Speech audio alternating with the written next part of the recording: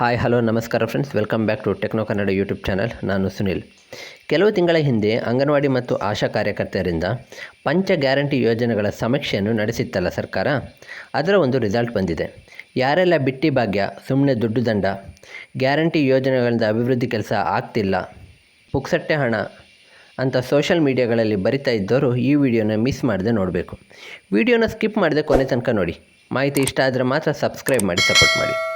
ಸರಿಸುಮಾರು 10,000 ಅಂಗನವಾಡಿ ಮತ್ತು ಆಶಾ ಕಾರ್ಯಕರ್ತೆಯರಿಂದ ರಾಜ್ಯ ಸರ್ಕಾರ ನಡೆಸಿದ ಪಂಚ ಗ್ಯಾರಂಟಿಗಳ ಸಮೀಕ್ಷೆಯಲ್ಲಿ ಈ ಪಂಚ ಗ್ಯಾರಂಟಿಗಳ ಬಗ್ಗೆ ಜನ ತಮ್ಮ ತೀರ್ಪನ್ನು ನೀಡಿದ್ದಾರೆ. ಬೆಂಗಳೂರಿನಲ್ಲಿ 2233 BBMP ಸಿಬ್ಬಂದಿಗಳಿಂದ ನಡೆದಿತ್ತು ಮೆಗಾ ಸರ್ವೆ. ಬನ್ನಿ ಅದರ ರಿಸಲ್ಟ್ ಏನು ಅಂತ ನೋಡೋಣ. ಅನ್ನಭಾಗ್ಯ ಯೋಜನೆ ಅಂದರೆ ಉಚಿತವಾಗಿ 10 kg ಅಕ್ಕಿ ಕೊಡುವಂಥ ಯೋಜನೆ. ಈಗ 10 kg ಅಕ್ಕಿ ಬದಲಿಗೆ 5 kg ಅಕ್ಕಿ ಮತ್ತು ಬಾಕಿ 5 kg ಅಕ್ಕಿ ಹಣ ಸಿಗ್ತಾ ಇದೆ. ಈ ಅನ್ನಭಾಗ್ಯದ ಸಮೀಕ್ಷೆಯಲ್ಲಿ 84.5 ಲಕ್ಷ ಜನ ಭಾಗಿಯಾಗಿದ್ದರು.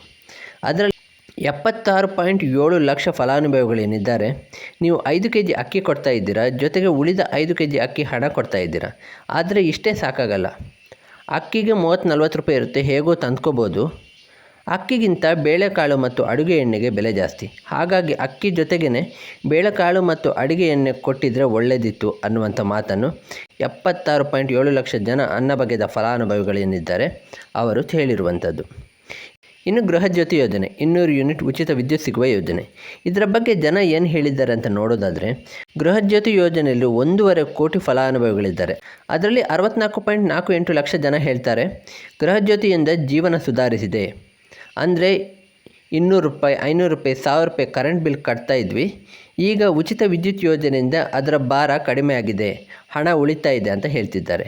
ಇನ್ನು 19.67 ಲಕ್ಷ ವಿದ್ಯಾರ್ಥಿಗಳು ಉಚಿತ ವಿದ್ಯುತ್ ಯೋಜನೆಯಿಂದಾಗಿ ತಮ್ಮ ವಿದ್ಯಾಭ್ಯಾಸಕ್ಕೆ ಅನುಕೂಲ ಆಗಿದೆ ಅಂತ ತಿಳಿಸಿದ್ದಾರೆ.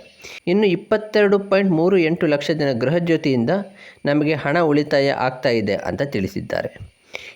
ಇನ್ನು ಮಹಿಳೆಯರಿಗೆ ಪ್ರತಿ ತಿಂಗಳು 2,000 ಸಿಗುವಂಥ ಯೋಜನೆ ಗೃಹಲಕ್ಷ್ಮಿ ಯೋಜನೆ.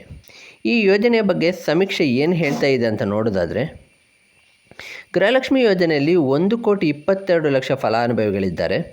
ಅದರಲ್ಲಿ 72.21 ಲಕ್ಷ ಜನ ಫಲಾನುಭವಿಗಳನ್ನು ಸಮೀಕ್ಷೆಗೆ ಒಳಪಡಿಸಿದ್ದು, ಅದರಲ್ಲಿ 33.2 ಲಕ್ಷ ಮಹಿಳೆಯರು ಗೃಹಲಕ್ಷ್ಮಿ ಯೋಜನೆಯ ಹಣವನ್ನು ತರಕಾರಿ, ಹಣ್ಣು, ದಿನಸಿ ಖರೀದಿಗೆ ಬಳಸ್ತಾ ಇದ್ದೀವಿ ಅಂತ ಹೇಳಿದ್ದಾರೆ.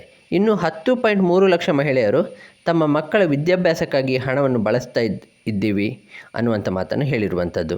ಇನ್ನು 11.58 ಲಕ್ಷ ಮಹಿಳೆಯರು ವೈದ್ಯಕೀಯ ಖರ್ಚಿಗಾಗಿ ಈ ಹಣವನ್ನು ಬಳಸ್ತಾ ಇದ್ದೀವಿ, ಮನೆಯಲ್ಲಿ ಮಕ್ಕಳಿಗೆ, ಹಿರಿಯರಿಗೆ ಹುಷಾರಿಲ್ಲದ ಸಮಯದಲ್ಲಿ ಈ ಗೃಹಲಕ್ಷ್ಮಿ 2,000 ಹಣದಿಂದ ತುಂಬ ಉಪಯೋಗ ಆಗ್ತಾ ಇದೆ ಅಂತ ಹೇಳ್ತಾ ಇದ್ದಾರೆ.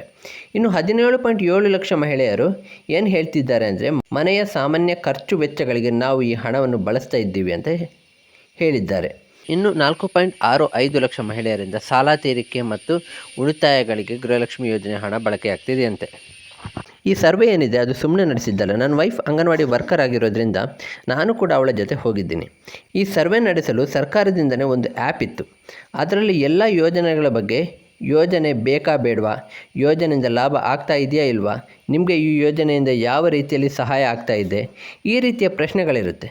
ಅದನ್ನು ಮನೆಗೆ ಭೇಟಿ ಕೊಟ್ಟು ಮನೆಯ ಸದಸ್ಯರ ಬಳಿ ಕೇಳಿ ಅದರ ಉತ್ತರವನ್ನು ಆ್ಯಪ್ನಲ್ಲಿ ಸೆಲೆಕ್ಟ್ ಮಾಡ್ಕೋಬೇಕಿತ್ತು. ಇದರಿಂದ ಸರ್ಕಾರಕ್ಕೆ ಒಂದು ಲೆಕ್ಕ ಸಿಗುತ್ತೆ, ಈ ಸರ್ವೆಯಿಂದ ಎಷ್ಟು ಜನರಿಗೆ ಉಪಯೋಗ ಆಗ್ತಾ ಇದೆ ಇಲ್ಲ ಅನ್ನುವಂಥ ಒಂದು ಮಾಹಿತಿ ಸಿಗುತ್ತೆ. ಅಂದರೆ ಈ ಸರ್ವೆಯಿಂದ ಒಂದನ್ನು ಅರ್ಥ ಮಾಡ್ಕೊಳ್ಬೇಕು. ಈಗ ಸರ್ಕಾರಕ್ಕೆ ಗ್ಯಾರಂಟಿ ಯೋಜನೆಗಳಿಗೆ ಹಣ ಹೊಂದಿಸೋಕ್ಕೆ ಕಷ್ಟ ಆಗ್ತಾ ಇದೆ, ಒಪ್ಕೊಳ್ಳೋಣ. ಆದರೆ ಈ ಯೋಜನೆಗಳಿಂದ ಜನರಿಗೆ ಒಳ್ಳೆಯದಾಗ್ತಾ ಇದೆ, ಬಡ ಕುಟುಂಬಗಳಿಗೆ ಒಂದಿಷ್ಟು ಸಹಾಯ ಆಗ್ತಾ ಇದೆ ಈ ಯೋಜನೆಗಳಿಂದ ಅನ್ನುವಂಥದ್ದನ್ನು ತಳ್ಳಿ ಹಾಕುವ ಹಾಗಿಲ್ಲ. ಇನ್ನು ಬಿಟ್ಟಿ ಭಾಗ್ಯ, ಈ ಯೋಜನೆಗಳಿಂದ ಅಭಿವೃದ್ಧಿ ಆಗ್ತಾ ಇಲ್ಲ, ಸರ್ಕಾರ ದಿವಾಳಿ ಆಗುತ್ತೆ ಅಂತ ಸೋಷಲ್ ಮೀಡಿಯಾಗಳಲ್ಲಿ ಹೇಳ್ಕೊಂಡು ಓಡಾಡೋರು ಈ ಯೋಜನೆಗಳಿಂದ ಹೊರಗೆ ಬರಲಿ. ನಮಗೆ ಈ ಯಾವ ಪುಕ್ಸಟ್ಟೆ ಯೋಜನೆಗಳು, ಬಿಟ್ಟಿ ಭಾಗ್ಯಗಳು ಬೇಡ ಅಂತ ಹೇಳಲಿ. ಅದರಿಂದ ಸರ್ಕಾರಕ್ಕೆ ಅಲ್ಪ ಪ್ರಮಾಣದಲ್ಲಾದರೂ ಹಣ ಉಳಿತಾಯ ಆಗುತ್ತೆ. ಇಷ್ಟೇ ಫ್ರೆಂಡ್ಸ್ ಈ ಹೊತ್ತಿನ ಮಾಹಿತಿ. ನಿಮಗೆ ಈ ಯೋಜನೆಗಳ ಸಮೀಕ್ಷೆಯ ವರದಿಯ ಬಗ್ಗೆ ನಿಮ್ಗೆ ಏನು ಅನಿಸುತ್ತೆ ಅನ್ನೋದನ್ನ ಕಮೆಂಟ್ ಮಾಡಿ ತಿಳಿಸಿ. ವಿಡಿಯೋ ನೋಡಿದ್ದಕ್ಕಾಗಿ ಧನ್ಯವಾದಗಳು.